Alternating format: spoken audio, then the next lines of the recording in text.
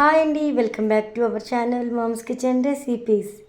సాధారణంగా ఉప్మా అంటేనే ఎవ్వరు ఇష్టపడరు. మరి అలాంటి ఉప్మాని ఇంకొంచెం టేస్టీగా హెల్తీగా ఎలా చేసి పెట్టండి. ఇష్టం లేని వాళ్ళు కూడా ఖచ్చితంగా ఇష్టంగా తింటారు.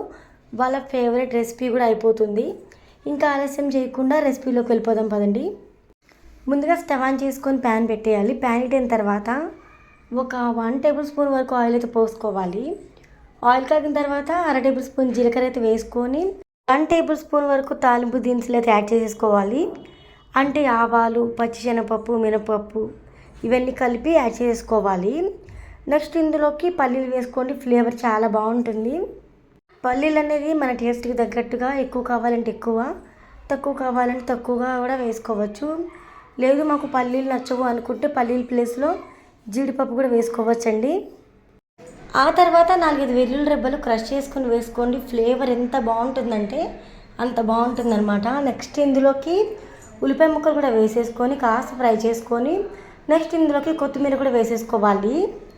ఆ తర్వాత వాటర్ అయితే యాడ్ చేసేసుకోవాలి. మనం ఏ కప్పుతో అయితే రవ్వ తీసుకున్నామో అదే కప్పుతో వాటర్ అయితే యాడ్ చేసేసుకోవాలి. ఇక్కడ నేను 1 కప్పు రవ్వకి 3 కప్పుల వాటర్ అయితే యాడ్ చేసేస్తున్నానండి. ఇప్పుడు మనం 3 కప్పులు వాటర్ పోసుకున్న తర్వాత ఉప్పు అయితే వేసేసుకోవాలి. టేస్ట్కి సరిపడ ఉప్పునైతే యాడ్ చేసేసుకొని అలానే కారం యాడ్ చేసేసేయాలి. కారం కూడా వేసుకున్న తర్వాత చక్కగా ఇక్కడ మనకి ఎసరు అనేది మరుగుతూ ఉంటుంది. అలాంటి టైంలో బొంబాయి రవ్వ తీసుకొని బొంబాయి రవ్వని కలుపుకుంటూ వేసుకోవాలండి. అప్పుడు మనకి ఉండలు కట్టకుండా ఉంటుంది. కలుపుకుండా వేసేస్తే ఉండలు కట్టిపోతుంది కాబట్టి కలుపుకుంటూ వేసేయండి. ఇంకొక విషయం, ఉప్మా రవ్వ వేసేటప్పుడు మంటను లో ఫ్లేమ్లో అడ్జస్ట్ చేసుకొని మాత్రమే వేయండి. ఇప్పుడు మనము రవ్వ అయితే చక్కగా యాడ్ చేసిన తర్వాత మూత పెట్టేసి ఒక 2 నిమిషాల వరకు మంటను లో ఫ్లేమ్లో అడ్జస్ట్ చేసుకొని ఉడకనివ్వాలండి. నేను నార్మల్గా ఉప్మాని షుగర్ వేసుకొని తింటాను, లేదనుకుంటే వెల్లుల్లి కారం ఉంటుంది కదా, వెల్లుల్లి కారంతో తింటాను.